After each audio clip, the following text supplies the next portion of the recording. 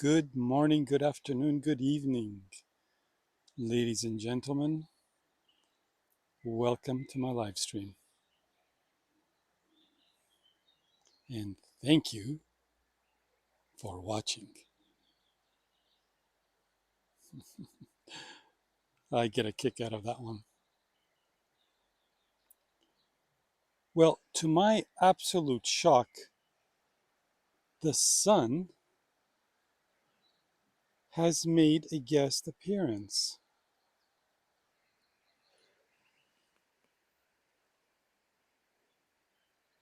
There it is, somewhere behind those clouds.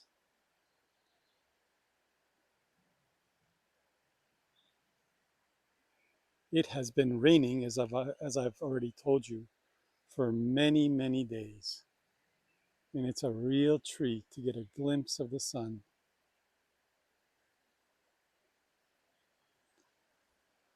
Anyway, I thought I'd take a little walk in the forest, or a little path, not a little path that rips through the forest. Never really done any live streams while I'm walking.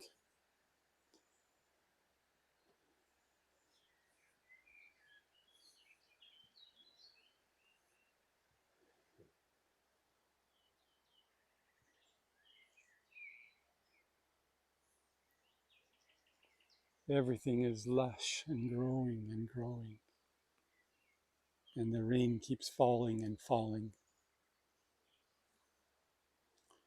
I guess Mother Nature wanted it that way.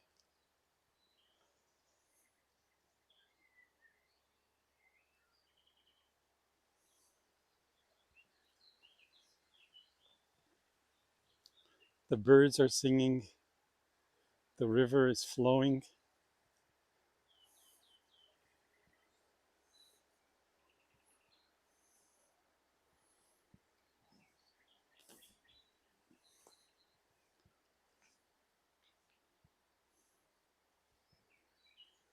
It's going to be an interesting live stream because I'm going to take you through some photo adventures shot in New York City with a company called Reuters, very famous company, well-known company, very well respected.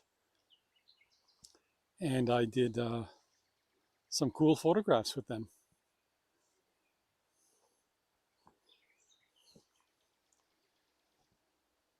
I did some work with them in Europe way back.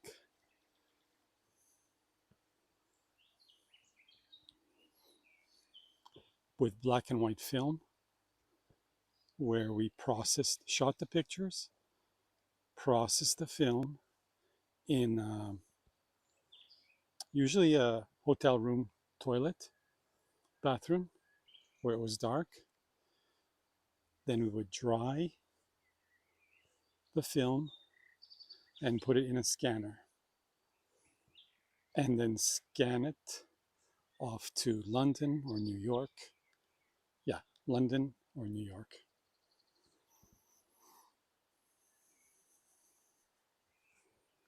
I'll have some of those OG pictures as soon as I dig them up. But I rejoined Reuters while in New York City for a while. Worked with some amazing photographers. And the bureau chief, very talented photographer. His name is Latif. Latif.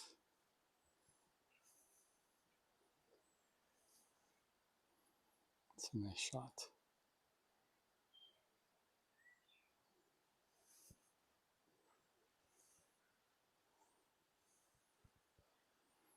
Love reflections.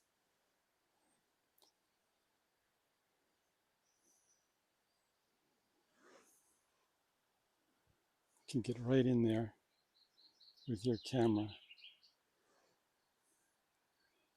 and get some interesting shots.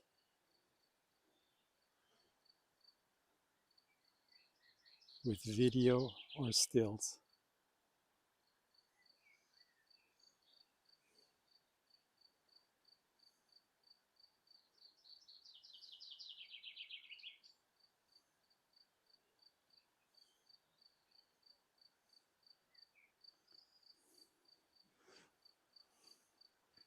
It's weird holding the mobile. What's she doing? It's weird holding the camera in your hand and walking and trying to do these live streams. Look at that. How nice that looks. Those reflections.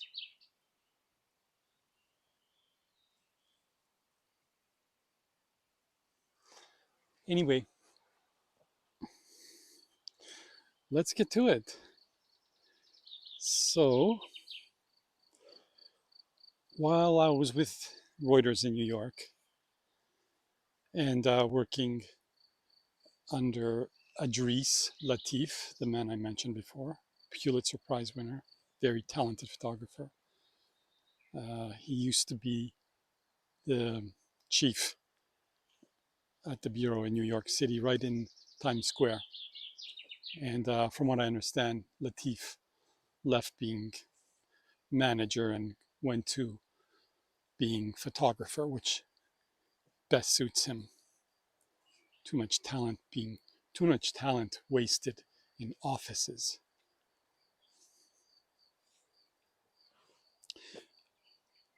So it was some kind of special moon, and in New York City, well, all over the world, but in New York City, and I thought I gotta find out how to get this.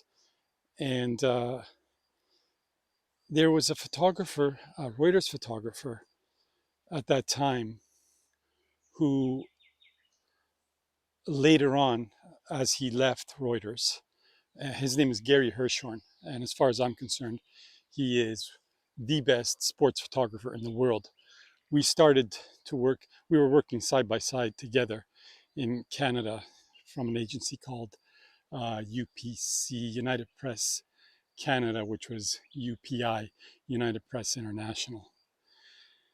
And now, he is, after he left Reuters, he is the moon man in New York. He's picked one spot in, I think it's called Hoboken or something like that, just across the street, across from the Hudson River. And check his stuff out. Gary Hirshhorn. He is simply amazing. But before he was amazing shooting the moon, I went out one night and I thought, how am I going to get this moon? And there was, the moon appeared, and I went to a place called Roosevelt Island, which is right under the 57th Street Bridge.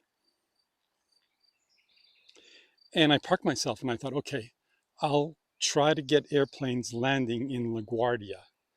I positioned myself with a really long lens. I think it was 300 millimeter lens.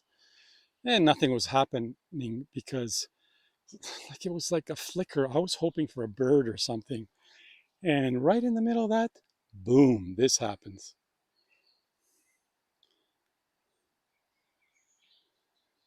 So this airplane is coming in on the runway, not too far, maybe a few miles from where I shot it.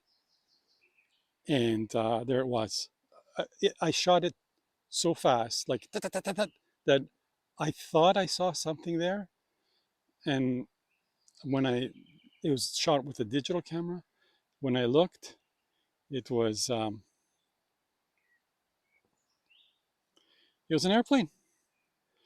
airplane landing sort of like right in the middle of the moon. And I thought, I got it. I mean, you either get it or you don't, right? And very excited.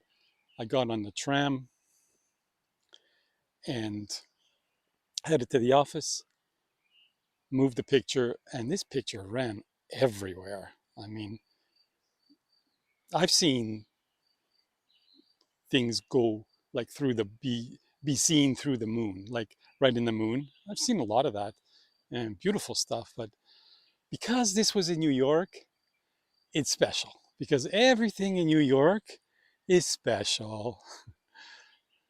Hard to believe, but somehow if it's got a label on it that says New York, then it's like, well, it's New York. And I've seen so many of my pictures shot in New York, and my colleagues. Their photographs appear literally all over the world because people have a fascination with New York. I mean, I guess you can call it the center of the world. I've seen it through photography. New York gets the most play from anywhere. But that day, when I got this, I rushed to the store there next to the subway, grabbed myself a Pepsi. And we're not being sponsored by Pepsi or anything, but I thought, oh my God, you don't have Diet Coke? I'll take the Pepsi. Anyway, it's a memorable moment. And I look every once in a while to see what's running from the Reuters collection of mine. And this keeps coming up, this one and several other pictures that we'll get to later. From the moon to the grass, from the moon to nature.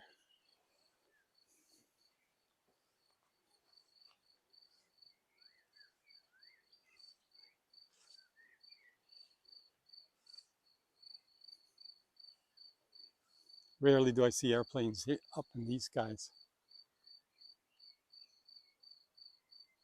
Very rare.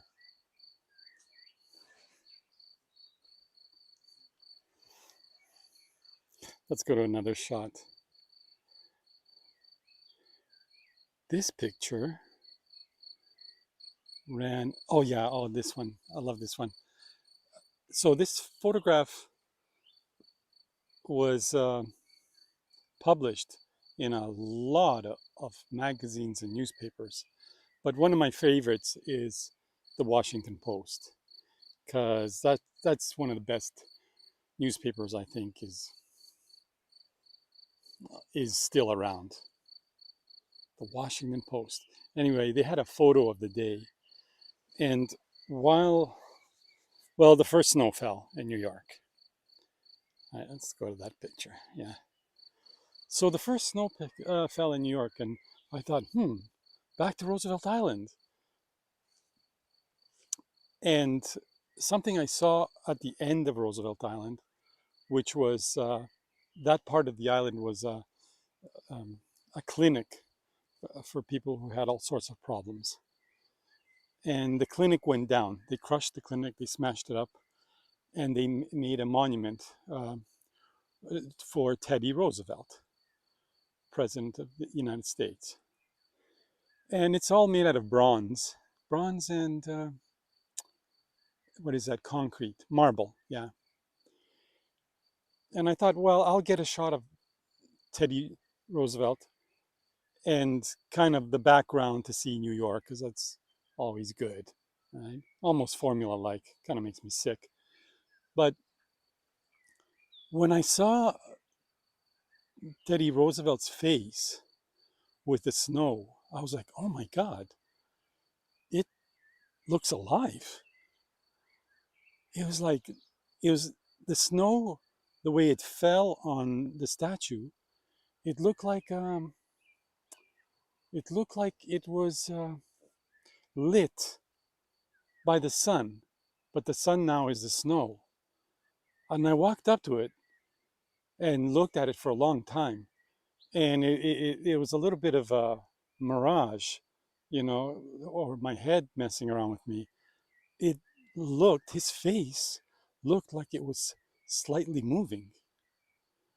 And I thought, whoa, this is too weird. Time to take the shot. So I took the picture. I made the picture. What was I using? Oh, yes, yes. This was with my first Sony. It was Sony A7. And Sony then had like pretty much one lens, a 50 millimeter. And it had also some cheapo uh, lenses that were zoom. And I had those cheapo lenses with the zoom. I also had, in fact, shortly after that, I bought the 50 millimeter one. What was it? 50 millimeter? Hmm. 25. Oh, well, I can't remember. There's been so many lenses. Anyway, I got a way better lens than the zoom lens.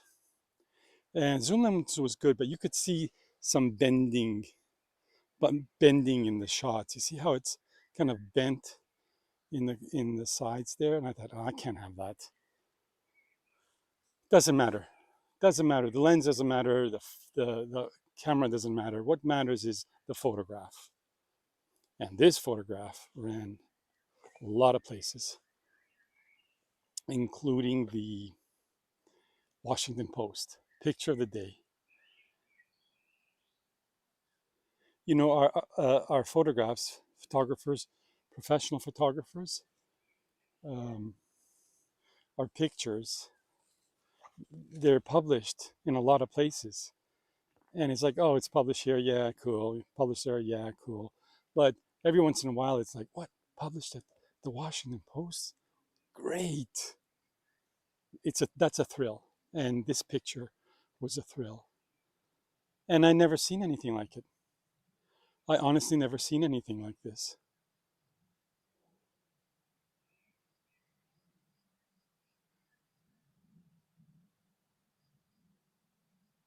You know, when I look at the picture now, it kind of looks like that actor, Christopher Plummer.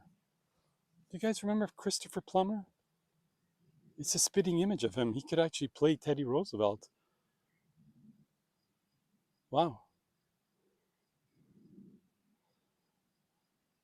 And something about the snow around the statue's mouth that looked like it was alive. Hey, Teddy, how's it going? It's me, Z. Z in New York. Hello, Zoran. Do you want to take my picture? Yes, Mr. Roosevelt, I would. Well, go ahead, lad, before the snow falls more and my face is covered totally white. Yes, Mr. Roosevelt. Click.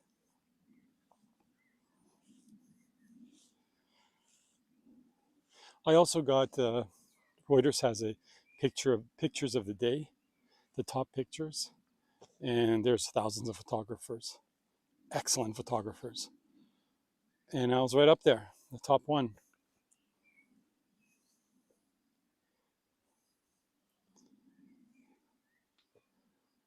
Teddy Roosevelt.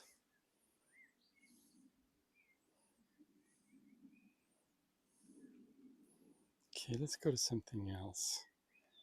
Teddy, we get rid of. This one we get rid of, and we're back to nature, where there are no Teddy Roosevelts or statues, but beautiful flowers growing.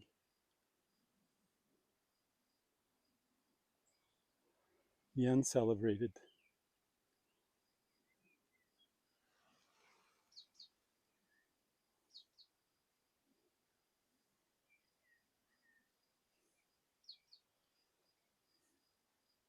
Beautiful.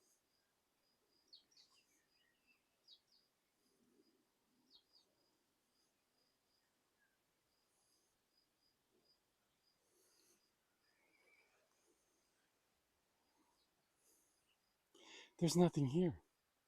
Nothing but nature, these creations of Mother Nature.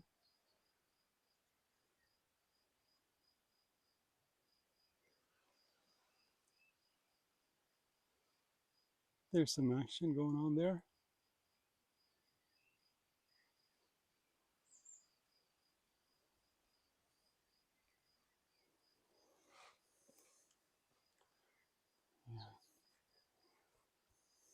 the rocky road.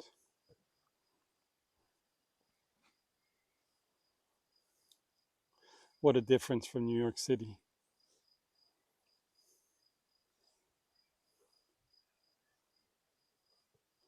I'm here photographing a village. My grandfather's village, actually. And I've been here for a little over 3 years, where I'm working on a book, a book, a personal journey. Yeah, I can actually call it that. A personal journey.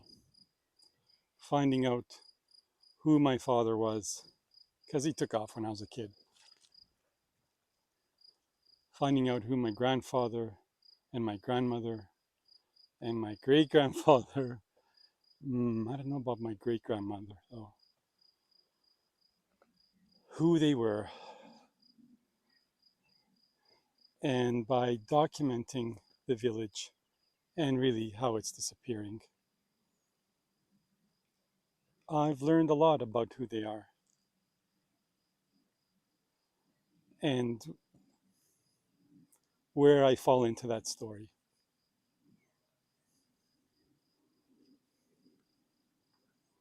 So I'm in the middle of actually putting the book together. It'll be my 5th book. My first 4 books, all bestsellers, have nothing to do with this theme.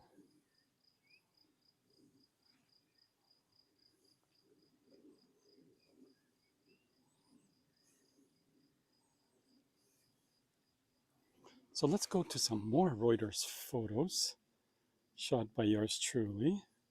Now, this one, I really want to talk to you about this one. This one, okay. So there I was in Grand Central Station. Why? I don't know. Just everywhere I walk, I don't remember why I walked there, but I was there, snooping around, looking around for photographs to make. And I got up on the terrace at Grand Central. The light was beaming through those beautiful windows. And people, New Yorkers, were all running around, getting to work, trying to get home, going to the next place, all by train. The subway train and the, what do you call those trains that take you to the small towns and stuff like that. Now, I didn't live in the small towns. I wish I did. I just couldn't imagine living in a small town while being in New York. So I lived in Manhattan, right in the thick of it. Anyhow, I got up on the terrace, and as like I said, everyone was running around, and there's this one guy. Okay, you can see which guy that is. One guy on his cell phone, and he stopped. So everybody was moving around him except him. It must have been a pretty important phone call, and I thought, what's happening here? Is he receiving bad news? Good news? Is his girlfriend dumping him? Has he just made like the deal of his lifetime? Something grabbed his utmost attention with his mobile phone. Okay. And I went to the office again, the Reuters office at Times Square. It was right next to that sign, that big Times Square sign. And it was a really fancy building with lots of cool elevators. Did a lot of photography in those elevators. Anyway, went upstairs, ran the picture, saw my colleagues, had a coffee, and they said, "What you got there?" I said, "Well, I got this thing, this guy talking on a phone." And they're like, "You got what? Like guy talking on the phone?" I said, "Yeah." And they were kind of like, "Okay, we got to see what Zoran Milich has got up his sleeve." And when they saw it, they're like, they took a second, 2, 3, 4 seconds, and they're like, "Oh man, this is good." because it's pure storytelling. Photography, pure storytelling. And at Reuters, we were never allowed to set anything up, fabricate a picture. Otherwise, you lose your job. And they were strict about it. But this was one of those pictures where it unfolds by itself. You don't have to, do this or that, like, try to run after the subject or, try to be clever. This was like, there's a shot, long lens. I'm not even sure it's a long lens. I think it's a 70 millimeter lens, and pow, that's it. Well, this picture at Reuters, it ran like everywhere. It's ridiculous. Even today, I'm seeing that photograph being used to, magazines, newspapers, even ads, advertising, which is rare to take newspaper pictures, uh, news pictures, photojournalism, and then them to end up in advertising. The thing is, this is what I want to share with you photographers. Like, let's go to this picture. Okay. Now, here you see, this is just 4 places it ran, was published. And there's many, many, many more, right? And I don't want to put them all up. It's nice to have seen it in New York Times and a couple of other places. I see it here. But it's just, it keeps running. And while with Reuters, I had a contract with them. I didn't want to become a staff photographer. I don't believe you should be, I should be a staff photographer ever. I tried it once and I hated it. And I felt like a company person, company man, or company whatever, right? And it just wasn't for me. And it was like, okay, you do this and we tell you where to go and all this stuff. I was like, wow, I don't like this at all. I'm a free spirit, and that's the way I roll, and that's the way I can get photographs, and it works well for me.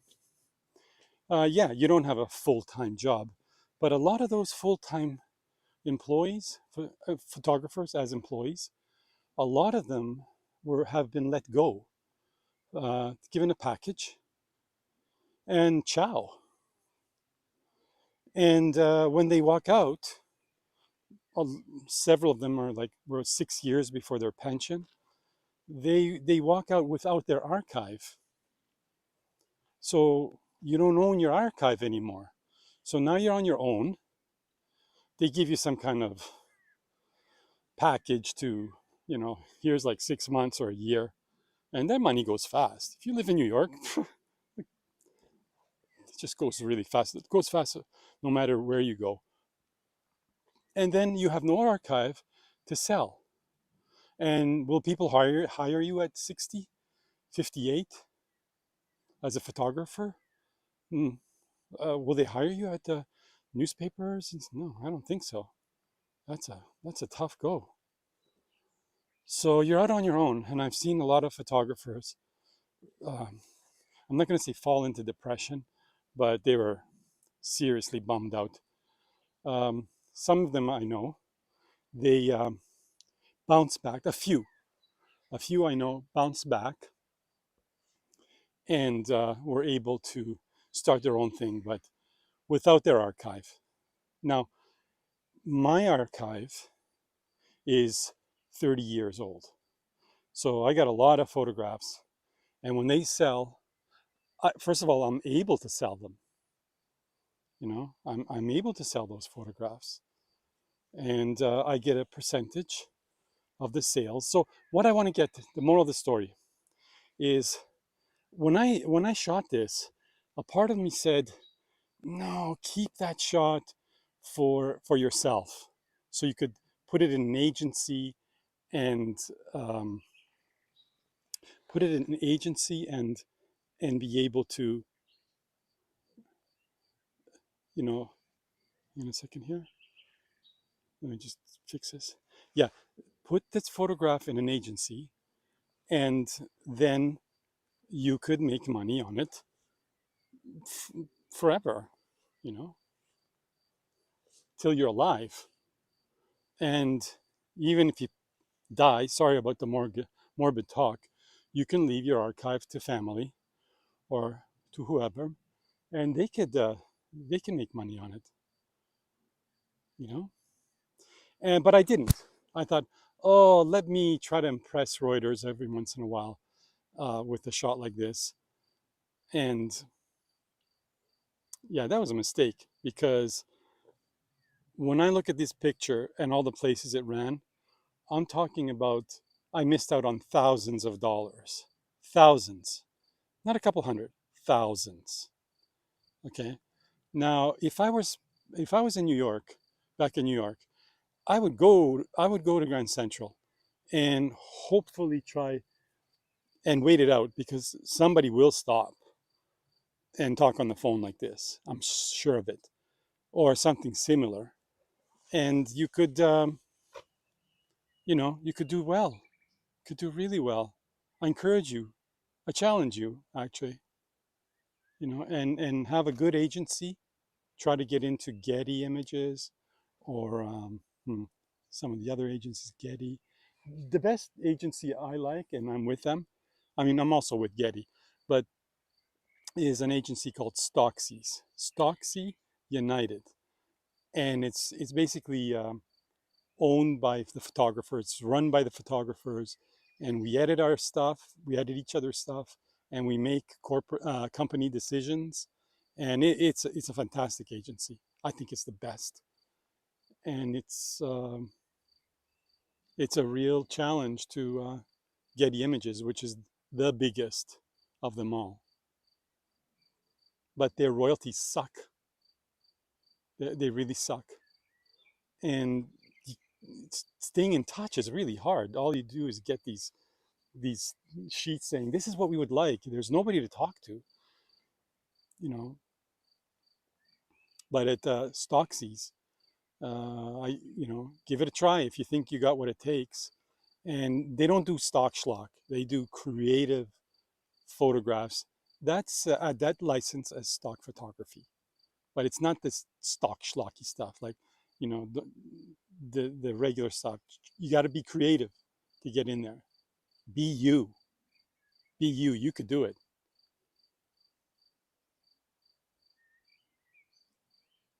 So on my end, I'm glad I shot this picture.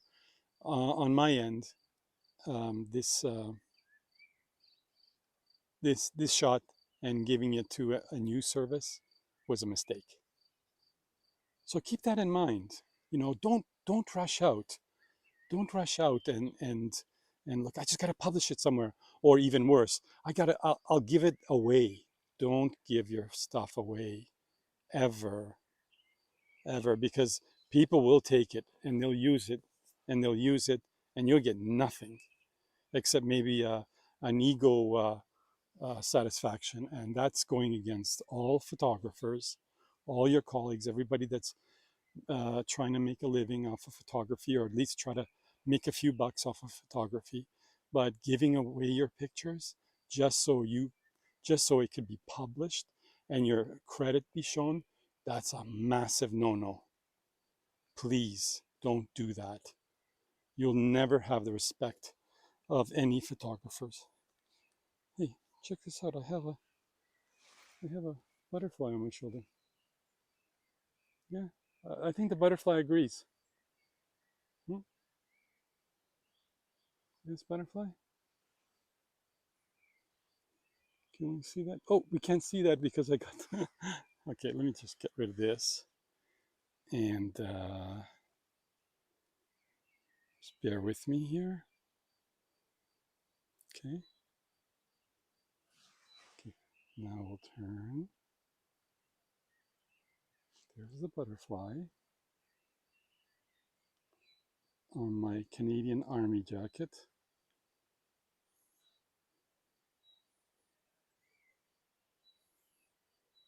It's a little butterfly. Hmm? Oh, is it in focus? Not really. No, it's not in focus.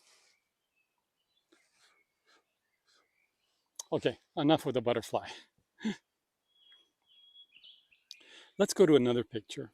So I hope I didn't bore you with that last stuff, but nobody speaks of that on YouTube or any of the social medias. This butterfly is still here. Nobody speaks of it. Nobody gives you any advice. You know, the stuff I'm telling you here is like insider stuff. It will make you a better photographer because you'll be part of a respectable team. You know,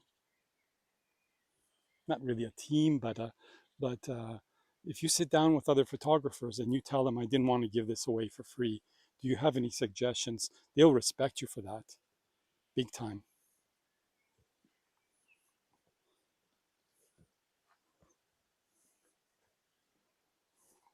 Let's go to something else here. Oh yeah, this one. This is shot in New York. Oh yeah, yes, I remember this. Times Square, New Year's Eve. I remember always before I moved to New York, uh, always seeing the Times Square live in New York City, Times Square, New Year's Eve, right? And when I watched, I thought, oh my God, like what a place. That's where I should be.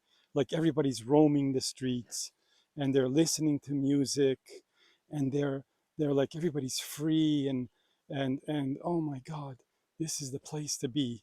Well, yes, and that's not exactly how it goes. So when New Year's Eve arrives, all these grades, those barriers are all put up.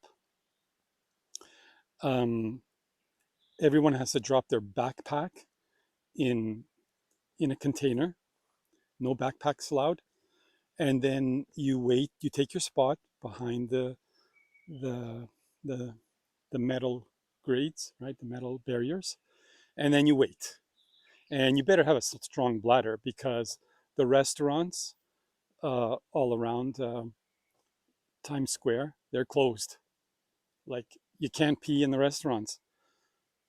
I have several pictures of it. I didn't want to show them now, but look, McDonald's, like, I'm sorry, but lavatory does not work during this time, or washroom does not work at this time. And man, it's cold. It's freezing cold, and these people wait for hours. Um, what are they doing here? Let me see in this photograph. I guess they're. Let me just bring these because this app has the pictures. There you go. Oh, there you go. So what are they? Oh yeah, they're watching something. Anyway, they're keeping themselves warm and entertained, but it's not easy. And so when the entertainment does come, it's up on a stage that nobody can see except on the monitors, and they everyone cheers and everything. And basically, the only time you really get to see any of the celebrities or the singers is when they come down the stage, and then they kind of like go by the barriers and shake hands with people. And I got lots of pictures of that. In fact, one day I'll show you all of New Year's Eve celebrations in Times Square, which I covered for 3 years. And of course, the ball drops at midnight. I don't know how people could like hold hold their pee in that long. It's like 7 8 hours. Um, of not being able to move or go to the bathroom. So it's mostly young people that are there. In this picture, I see a couple of people that are not so young. I don't know if they were able to last the test of pee time, but yeah. So this picture was used as in an online magazine. In fact, I think this was the New York Times. Is it New York Times? I think it's the New York Times. So pictures from all over the world, and two of them were from New York. You can see New York up there on the top left, and there were myself and another Reuters photographer. Just crossing the river here. I see. Okay. Yeah. Fortunately for the media, we have our own bathroom and we have coffee and we have food and no food actually. But in the Reuters building, if you go down, if you're covering this kind of stuff and you go downstairs in the Reuters building in Times Square, uh, they have for the police and for the ambulance drivers and stuff like that, and obviously for Reuters staff, sandwiches, like sandwiches galore, cookies, something to drink, and lots of bathrooms. So that was good. That was really good. It made the job much easier. But after the 12 o'clock thing, the 12 o'clock celebrations happen. The explosions and the kissing, all that stuff. Um, the cops are really adamant about getting people off the streets and cleaning up. Like even if you're a photographer, they were telling us, with we had press credentials, like, come on, get off the street, get off the street. I'm like, yo, I'm trying to do my job. Like you're trying to do your job. No, no, they won't have it. You got to move. So you got to be clever, always clever, always watch your back. Whether the police are doing their job, they're doing their job. What can you do, right? But if you get caught and they're kicking you out, well, you can't get your shot. Well, what good is that? What are you going to do? Go and explain to the office, well, they kicked me out. Well, you got to be smarter than that.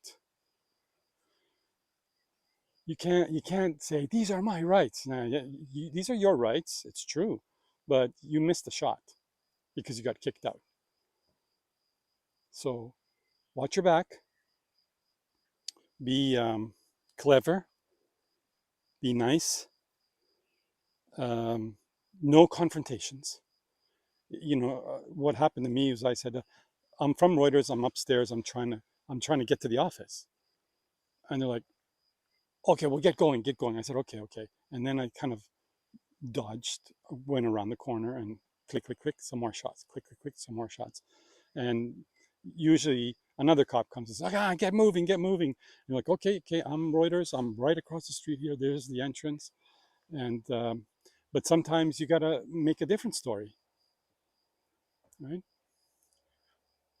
Whatever the story works, smile.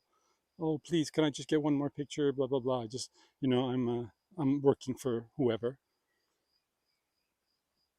And now there's so many places to show your stuff. It's like, you know, everything is, everybody's working. Yeah, everybody's working. So let's move on with this shot and go here. Yep, take this one out. There we go. So speaking of rain, which today we had a bunch of it this morning, and it just got sunny. I can't believe it. Well, not really sunny. It's kind of a fake sunny, hidden by the clouds. This picture ran with a story that I think it was CNN picked up, and basically there's a fountain in front of CNN. It's the Columbus Circle fountain, and in New York, it's always hot and muggy in the summer. I don't know about this year, what it will be, because it's been raining all over Europe. Whether it's going to rain there, I'm not sure.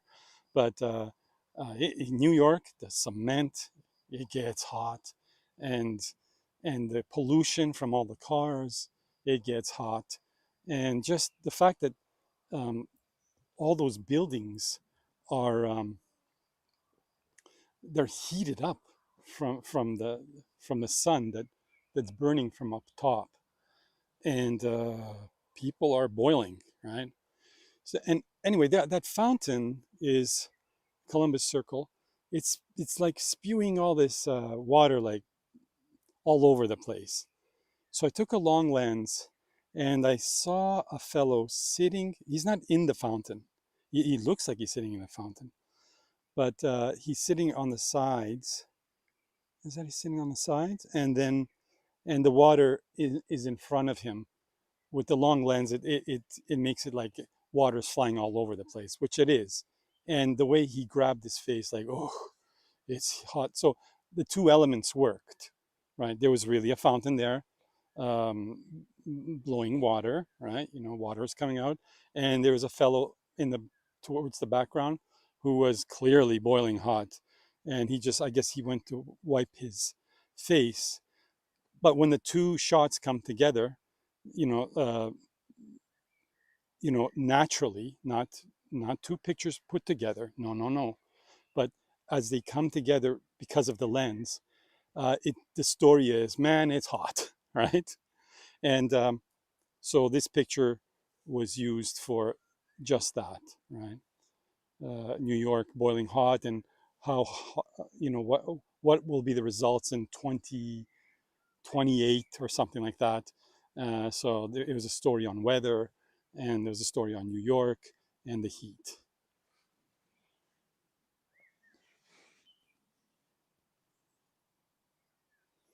Moral of this story, moral of this story is that as a photographer, slow down, slow down. Like I've slowed down here in the village down to like a half a mile an hour, sometimes even slower.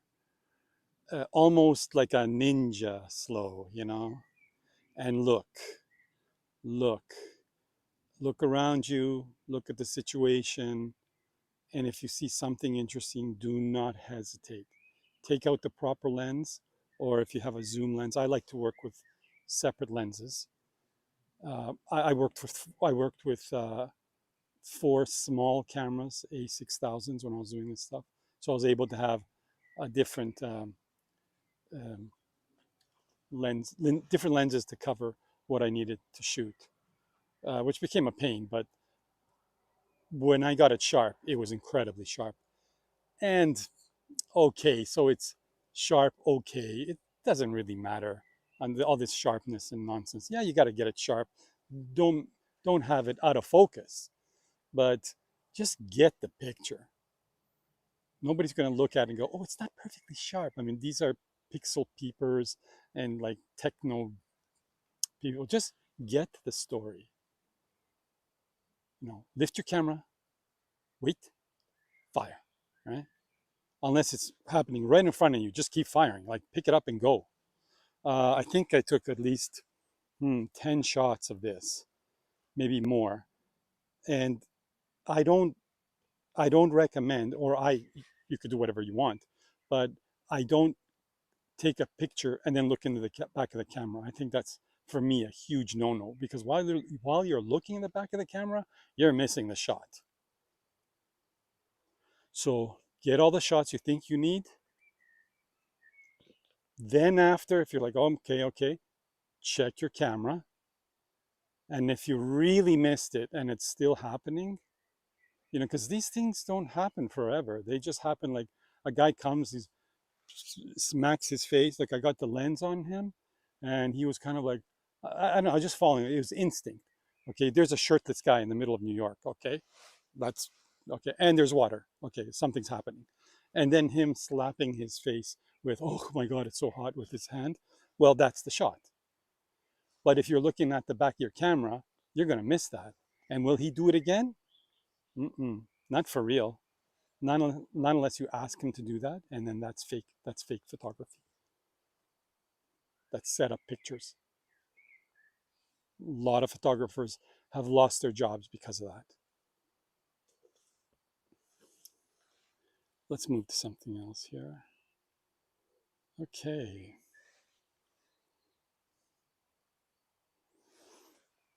LaGuardia Airport. Okay, there was a massive, massive snowstorm. It was ridiculous. And New Yorkers, they can't handle snowstorm. They're like, they get their garbage trucks to, and they put plows on them to plow the streets. And these things are causing havoc. I mean, it's just a joke compared to other countries that have snow, like, for example, Toronto, right? Totally organized. The snow falls, they have everything, cleaned up, figured out. They really got it together. New Yorkers, it's, man, like, where does that tax money go? Like, again, they take the trucks, the garbage trucks, they put plows on them. And some of these trucks have plowed the streets with, and as they plowed, all the snow came smashing into coffee shops. And it's just that it's an absolute ridiculous. Only New York City. Okay. Anyway, as the snow fell, I got up really early and I thought, let me head out to the airports. So I started heading out on the subway system, got shots kind of there. It was really early. And then as I was exiting the subway, you could see all the snow fallen on where the exit stairs are and people making their way through. That was a good picture. And then, oh yeah, and these the buses, they put chains, at least at Queens. Like at this point I'm at Queens because I'm heading at the airport. I figure something will be happening there. There'll be airplanes delayed and people sleeping. You kind of figure out what could happen and what may I walk into. It won't be for sure, and it's usually, and all the really good shots are not something you could pre-plan. But I walked into LaGuardia Airport, and there's I think there's two airports. One is like a crappy airport, and the other one is even more crappier, right? And so I went to the the latter, right, where it was it was historic looking. Like I thought, this is an airport. Anyhow, when I walked in there, I saw three people. One lady was sleeping, another one, I guess, was looking at his mobile phone, and another one was reading. And I thought, wow, reading. But they're waiting. Basically, they're waiting because the flights were delayed. But it was the American flag right behind them that did it for me. Something about had nothing to do with snow. Yes, they're waiting because they're stuck. And the bench they're sitting on, it's like old. It's carved wood. When's the last time you saw carved wood seating at an airport? So I ran into this picture the other day, and they used it because President Biden was basically saying that LaGuardia Airport is like a disaster and needs to be upgraded. So it was the New York Times that used this. Um, the New York Times chose this picture when there's a lot of pictures. There's a lot of pictures to be chosen, but they have some incredible editors, the New York Times, right? Photo editors. And they chose this picture, I believe, because the American flag, you know, it's in the U.S.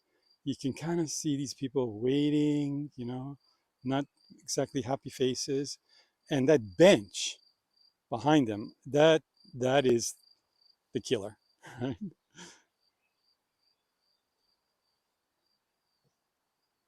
When I went to after I left here, I went to the main airport and got shots of people sleeping, waiting.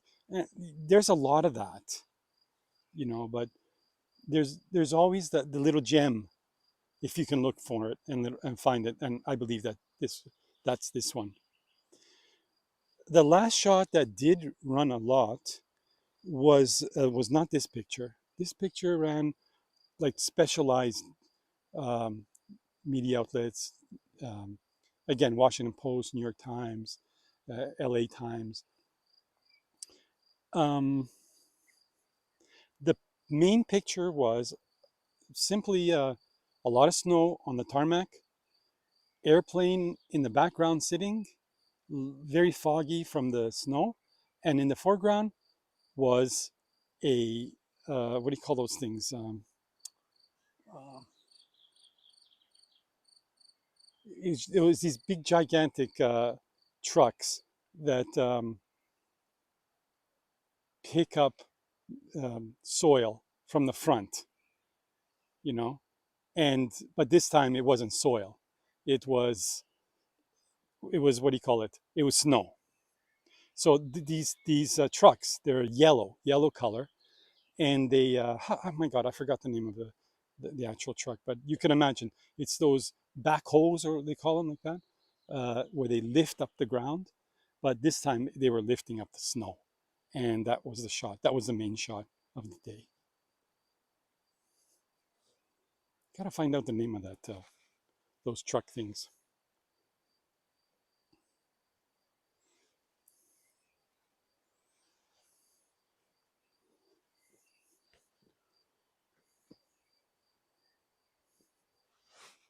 The mosquitoes are coming on, but I have sprayed myself with some. Dun, dun, dun, dun. Thank you, Natasha. Look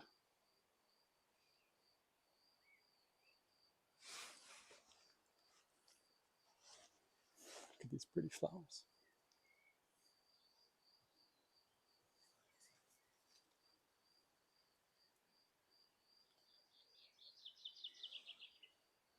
Hello, puppy.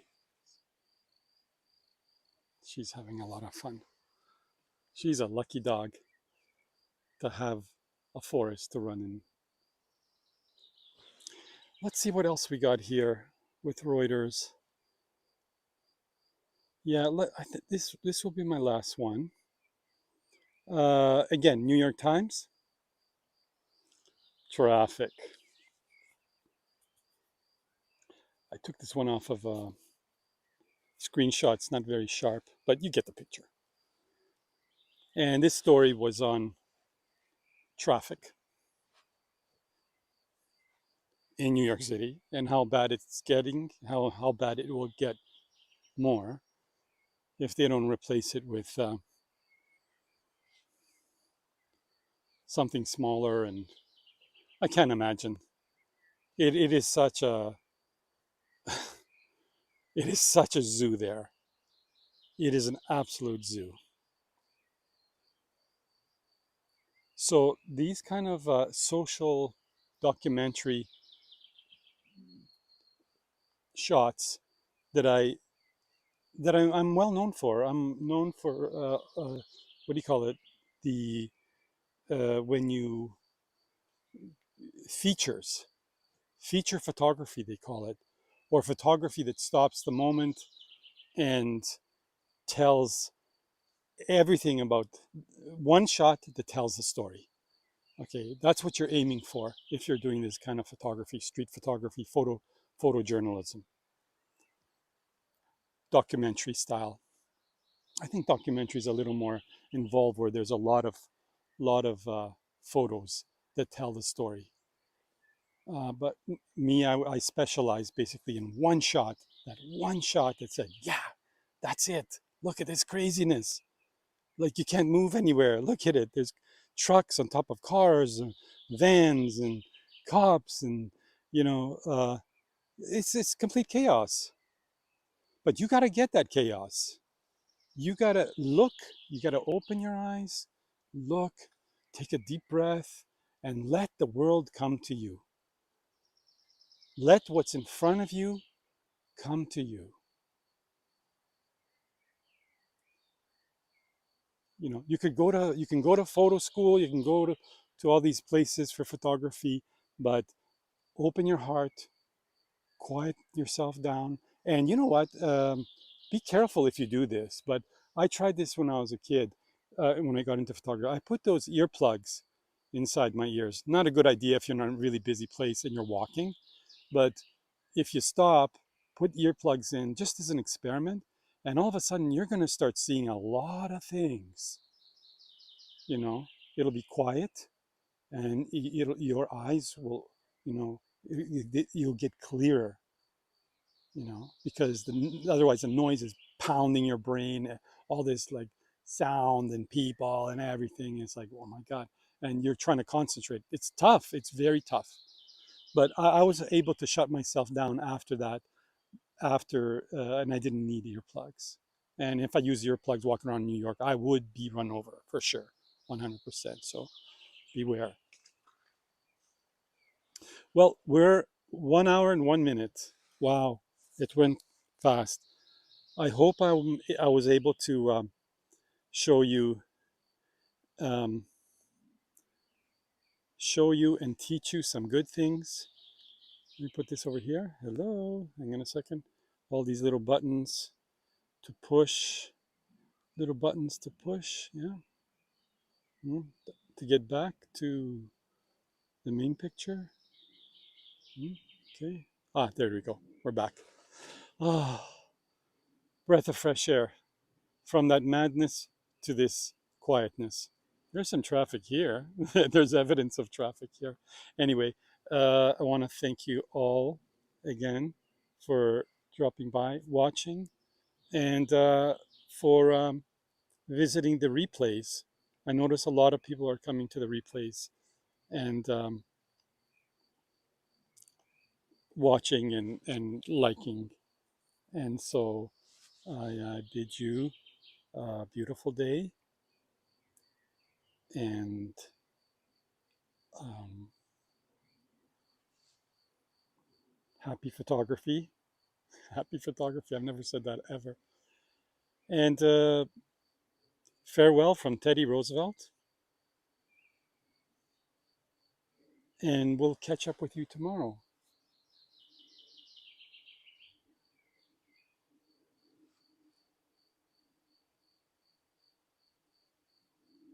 Take care.